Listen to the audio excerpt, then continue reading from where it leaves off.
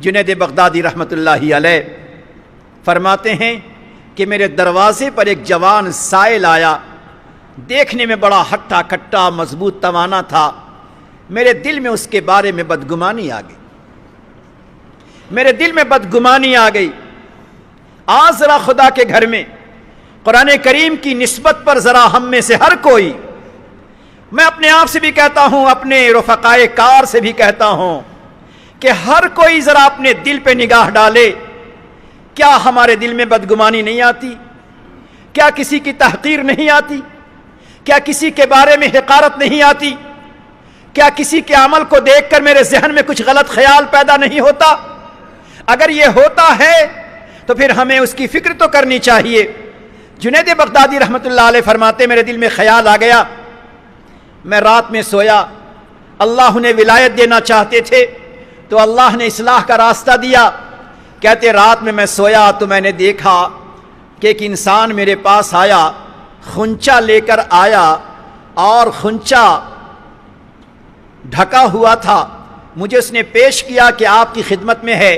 جب میں نے اسے کھولا تو میں نے دیکھا کہ اس میں چھوٹا سا مردار پڑا ہوا ہے، چھوٹا سا مردہ پڑا ہوا ہے۔ کیا تھا یہ؟ زبان سے ایک حقارت کے الفاظ نکلے تھے، گویا وہ حقارت والے الفاظ، وہ تحقیر والے الفاظ، وہ جملہ جو حقارت والا تھا گویا مردے کی شکل میں دکھلایا گیا۔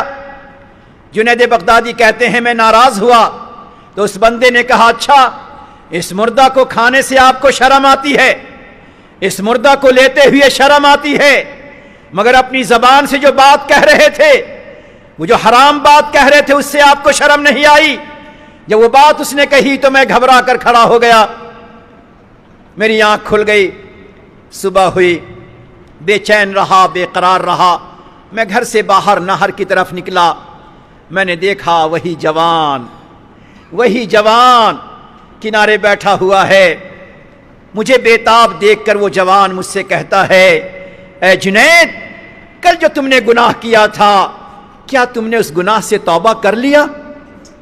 جنید کہتے ہیں دیکھنے میں سائل ہے، دیکھنے میں فقیر ہے، مگر حقیقت میں وہ درویش دل تھا، جس کا دل اللہ کی محبت سے بھرا تھا، جس کا دل اللہ کے نور سے ایسا روشن تھا کہ اس پر الہام ہو گیا، اس پر منکشف ہو گیا۔ وہ مجھے کہتا ہے جنید کیا تم نے اپنے گناہوں سے توبہ کر لیا؟ جنید کہتے ہیں اس دن مجھے سمجھ میں آیا، دیکھنے میں سیدھا سادہ انسان ہے مگر اللہ کا کتنا مقرب ہے۔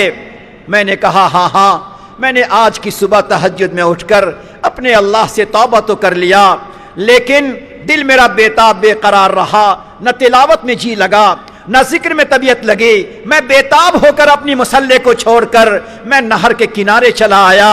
اس بندے نے کہا جنید اطمینان رکھو، اللہ کی شان یہ ہے کہ بندہ اگر سچے دل سے توبہ کر لیتا ہے تو اللہ اس کے توبہ کو قبول کرتے ہیں۔ تم نے سچے دل سے توبہ کر لیا ہے، اللہ تیرے دلوں کو پاک اور صاف کر دے گا۔